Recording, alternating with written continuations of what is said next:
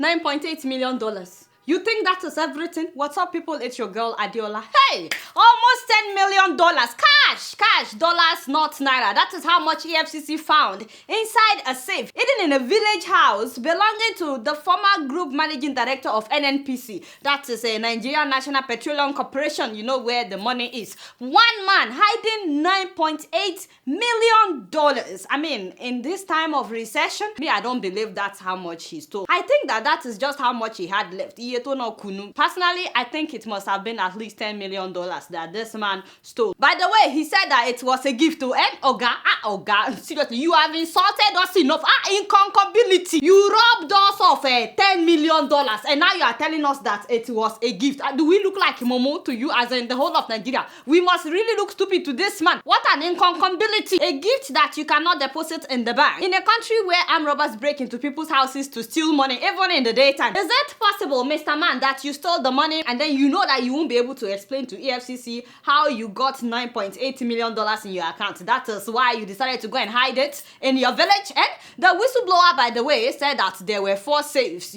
They found only one. EFCC found only one. So if there were 4, that means it's possible that there were similar amounts in each safe, and that would be about $40 million cash, my people. How do these people sleep at night? By the way, Nigeria now has a new policy that a whistleblower would get 5% of the loot. That means that somebody just got $490,000. Allah, wow.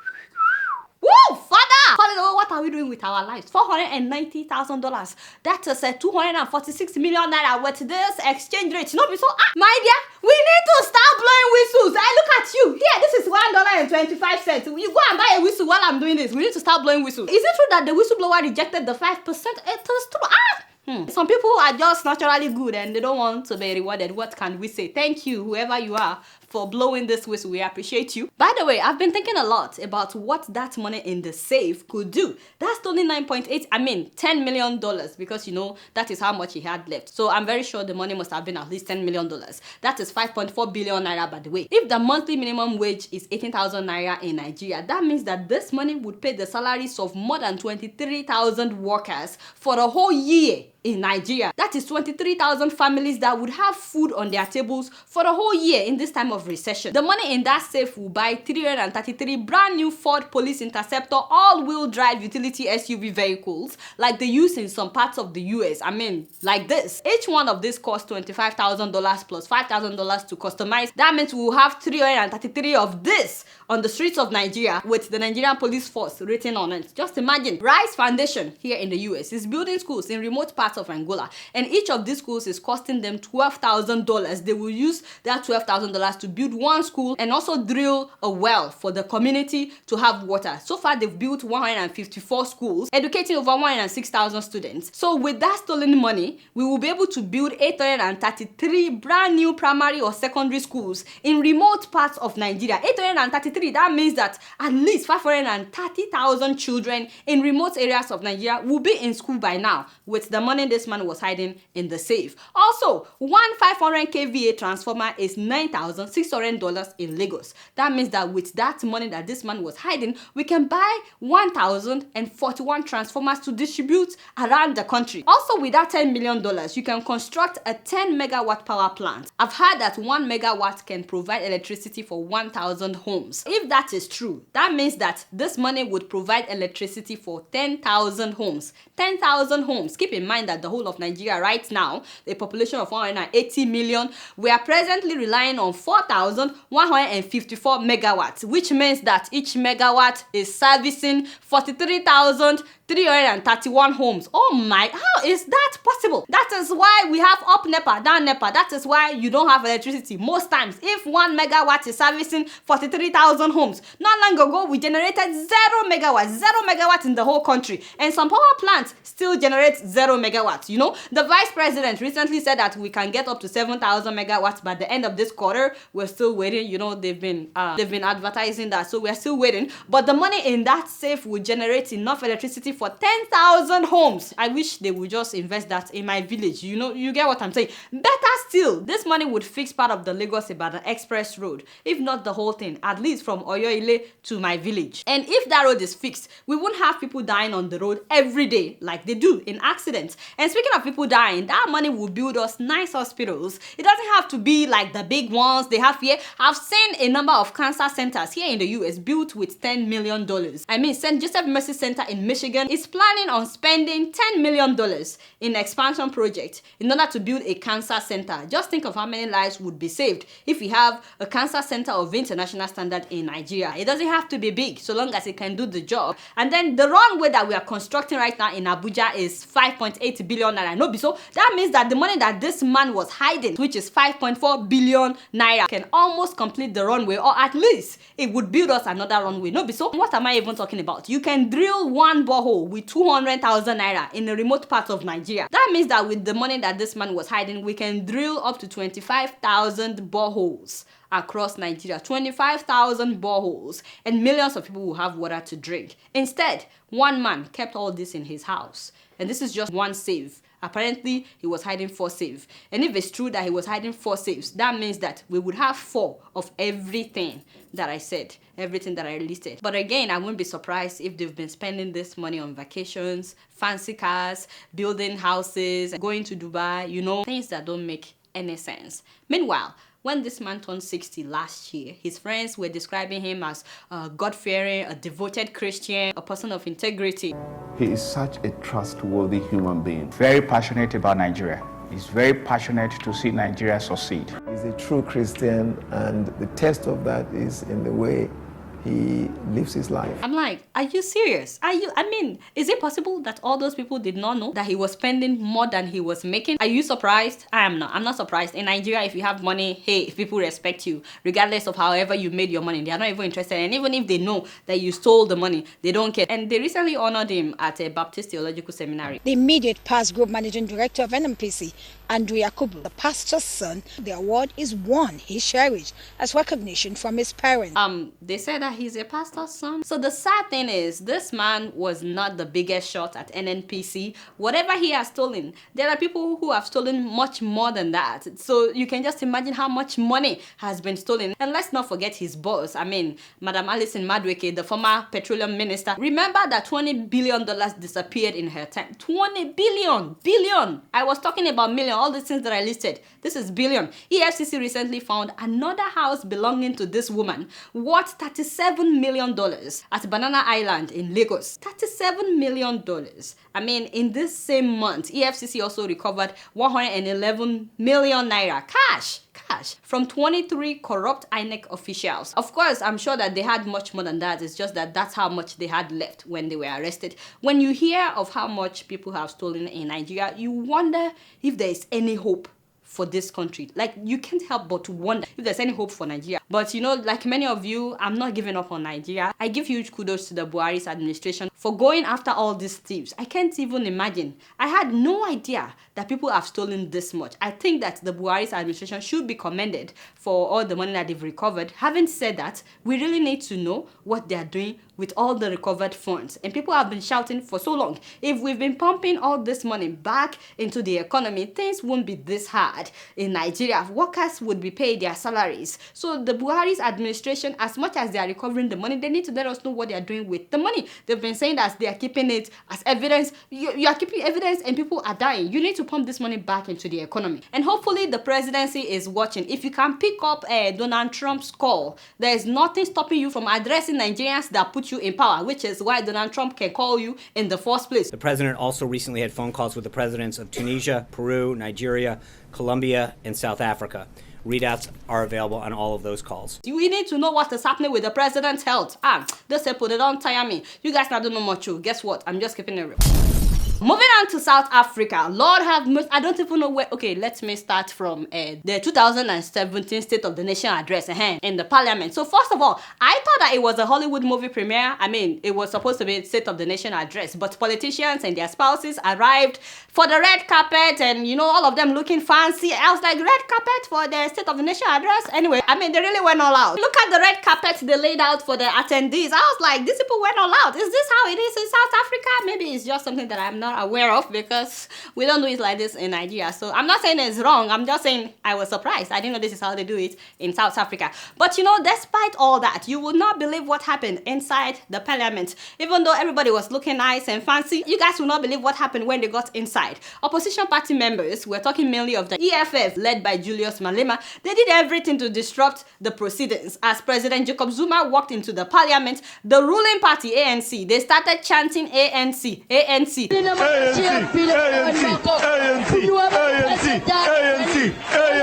And then EFF, you know, Malema's party, those ones were chanting Tutsi. Tutsi means a street thug or a criminal. I'm like, they were calling the president a thug?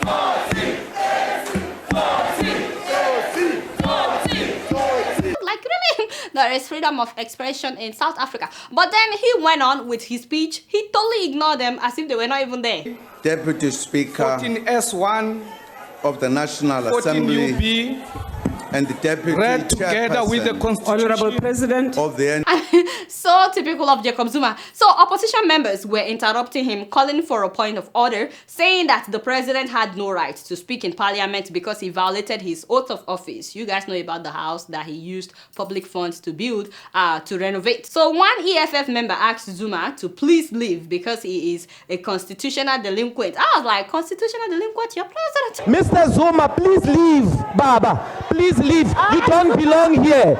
You are a constitutional delinquent. You have to leave. Then we can proceed with the business of the house. But Mr. Zuma is a delinquent. This is, I mean, I'm not surprised this is South Africa we're talking about. But as you guys know, disrupting President Zuma from speaking in parliament is nothing new. Opposition members have been doing this for a while now. And you recall that last year, President Zuma said that he's been abused, you know. He accused the opposition party of abusing him in parliament. So this time around, he was prepared. In fact, the presidency had announced that 400 soldiers would be deployed around parliament in order to maintain order on this day. So that's something that doesn't happen often in South Africa. And despite that, a fight broke out.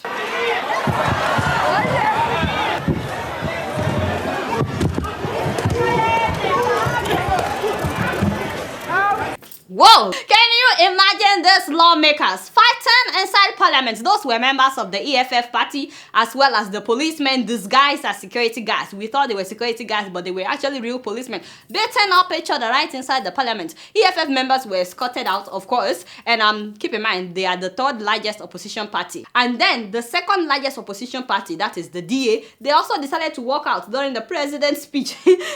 They were also interrupting the president's speech, asking for a moment of silence for the 94 psychiatric patients that died last year due to negligence. Anyway, the whole State of the Nation address, despite the red carpet and the fancy clothes and all that, at the end of the day, it was a mess. It was a big mess. It was a big mess. And you know, speaking of a mess, move closer, my people, yes.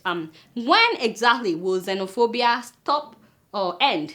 When will xenophobia end in South Africa? When? You know, between 10 to 15 houses belonging to Nigerians were burnt down last week in Johannesburg. This happened in Rosetteville. The residents said that many of the Nigerians living in their neighborhood had turned the neighborhood into a drug haven and a prostitution den. So the houses targeted were mainly homes of suspected drug lords. Suspected, okay? Drug lords whom they also accused of using girls as young as 9 as prostitutes. Whatever those Nigerians have done, really, you don't take laws into your hands and start burning people's houses just because they are suspects. Are there no police or courts in South Africa? What is the point of having a judge if somebody can just say, this man must be a drug dealer? Oh yeah, burn down his house. Really? In a country where there are policemen? These people are just suspects. It's not as if they've been found guilty. What happened to being innocent until proven otherwise? And they still tell us that they are coming in the night. They are going to come and burn our property. I'm not justifying dealing drugs. In fact, I strongly condemn it. I strongly condemn it. At the same time, you can't tell me that it is only Nigerians that are into drugs in South Africa. You can't tell me that there are no South Africans that are drug dealers. You can't tell me that. Are people burning down their houses as well? Or is it only whoever is not from South Africa that gets quick justice in South Africa? Having said that, you know, the truth of the matter is, if Nigeria doesn't get its acts together, this is how they will continue to treat Nigerian citizens. We need to get our acts together. Imagine the fact that Nigerians are the ones migrating to their country. It's their country. That's why they will continue to do this. And also, I like to say, if you're an immigrant in South Africa, obey the law in South Africa. Please don't break the law of the land. Don't get into drugs. Try as much as possible to stay out of trouble. The African Diaspora Forum blamed the mayor of Johannesburg for the xenophobic attack because last December he had said that people living in South Africa illegally should be treated as criminals. So, I mean, people have taken his words and decided burning houses of Nigerians that are suspected to be drug dealers. Shops belonging to foreign nationals were also looted. I mean, African foreign nationals, let me say, because they mainly target other African nationals. Imagine that the crowd brought out furniture from the homes of immigrants and they started setting them alight. And of course, they repeated the same thing a few days later. They even burned down a Nigerian church and attacked more Nigerians. I don't have anything. I didn't come out with anything. I only came out with my phone and my purse because I was taking the baby to school. So I never knew this is going to happen. All our properties, TVs, and they burned the house. They came with 4 guns and they came with a gang. I ran away through the fence. I was just looking at my properties burning. Can you imagine your properties burning in front of you? You can't do anything. I want to rush inside to go and take my son's passport, my passport, or my wife's passport. The light was too much. I saw police with them, 3 police, 3 big police. As I want to enter, one of them just broke my hand with a rod. I don't know why this is happening in South Africa. This is pure wickedness. Even the South African police, I called them 4 times before they came late. When they came here, they were here in front of them. They are vandalizing our properties. It's really sad. It's very, very sad. Although the police did arrest one man found in one of the houses that were burnt down. Once again, I strongly condemn drug dealing. Strongly. At the same time, I want to know what you think about this story. Is it fair for the crowd to take laws into their hands, burning down homes of black African immigrants when they have policemen? You guys don't know much. Guess what? I'm just keeping it real. So in December of last year, 2 Ghanaians here in the US decided to walk to Canada. I mean, you know that US and Canada share borders. These men were afraid of the new immigration policies by Trump. So they took a bus to North Dakota and decided to walk into Canada, Manitoba. But it was really cold. As you guys know, Canada is so much colder than the US. And they were not dressed warm enough. They had on jackets, whatever, but it wasn't warm enough, especially because they decided to walk. I was wearing 2 sweaters and 1 jacket.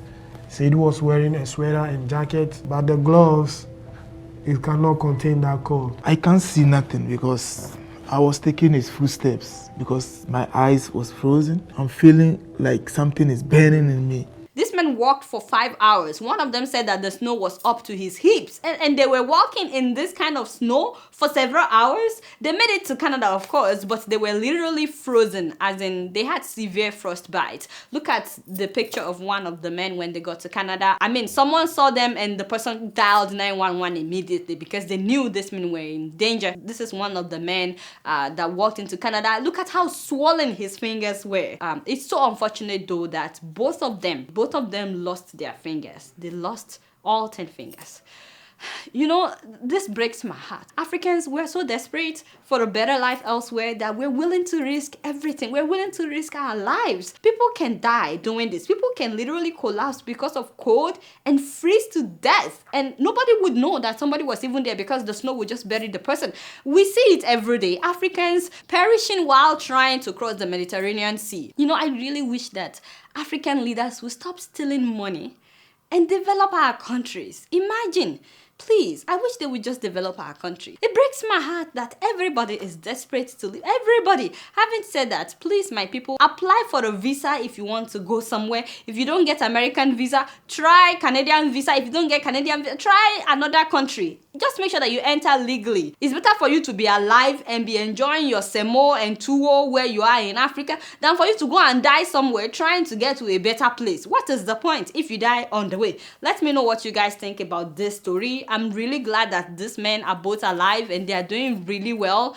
Canada is very immigrant friendly, by the way. You know, international students are allowed to work off campus, not just on campus, but off campus. And if you're thinking about moving to Canada legally, I know some wonderful immigration lawyers you can talk to in Canada at Top Market. Make sure you check them out. If you have any questions, you can contact them. But once again, please, if you must leave your country to another country, don't try something crazy like this. This man could die. And I hope nobody is watching me that is thinking, you know what, I just need to layer more, I can also do it. No, some people have died. Don't try what this man tried. They only lost their hands. You may lose your hands and your legs and I mean, at the end of the day, you would hate yourself. So please, don't do it. Once again, I'm really happy that these men are doing well, and we're very happy that they are both alive to tell the story. So you guys not know much. Guess what? I'm just keeping it real.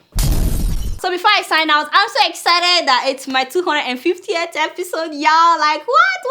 I am so excited. I cannot believe that I'm able to host this show for the last 5 years, 250 episodes. I'm really grateful for every one of you that stayed with me from the beginning, or maybe you heard about this show along the way and, you know, you've been a regular customer. Hopefully you have enjoyed the show. Thank you very much for... Thank you for watching. Chinedu, what's up? Hey, Chioma, Mohammed, Sano Mohammed. I know you are always watching. It's nice to see you guys, every one of you. Thank you for being with me for the last 5 years. And in celebration of my 5th year, I also like to thank a Keeping It Real viewer by the name Mrs. Ayoba Miyakiyemi Olusa, a beauty consultant who did my makeup, you know, making me look so fly. She used Mary Kay products, and I just would like to thank her, you know, for doing that. I really appreciate that. Also, I'd like to thank every one of you, not only for watching the show, but for being part of the project that we've been working on at Kawa Foundation in raising money to feed the internally displaced people in Borno and Adamawa State. I am so grateful to every one of you. People have donated from $5 to $1,000. You have no idea how much I appreciate every single one of you. Thank you so much. I'm really grateful. So as much as I appreciate every one of you and also all the board members of Kawa Foundation, thank you so much. You guys are amazing. I cannot end this show without thanking my one and only Koledo. Woo! Father! You are the man, eh? So thank you so much everyone for watching this show, and I'm just so grateful. Let me know what you think about the new background, you know, the new intro and everything, courtesy of Ike Slimstar. You guys should check him out on Instagram, and don't forget to check out my editor as well, you know, KK Sublime. As you know, I don't know anything. Guess what? I'm just keeping it real. Growing up in Kenya, my sister and I were very close. But like any sisters, we fought a lot.